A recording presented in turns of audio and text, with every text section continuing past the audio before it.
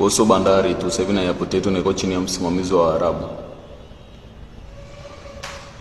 Wakuu, tarehe 25 ni mbali. Ni mbali mno. Inabidi tufanye chochote tarehe 19. Na hii ningependa kuwaomba viongozi kama kina John Heche. Maana tarehe 9 watu walikaa kimya. Isijitokeze tena.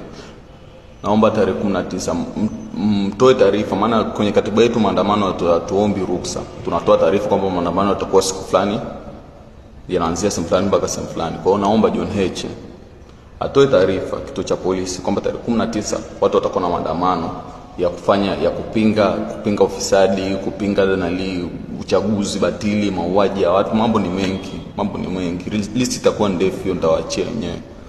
Lakini maana tukiacha mpaka tarehe 25 mambo mabovu yataendelea vile vile. Hivi mnakumbuka kwamba Zungu hana hata miezi miwili tayari alikuwa yuko Uarabuni?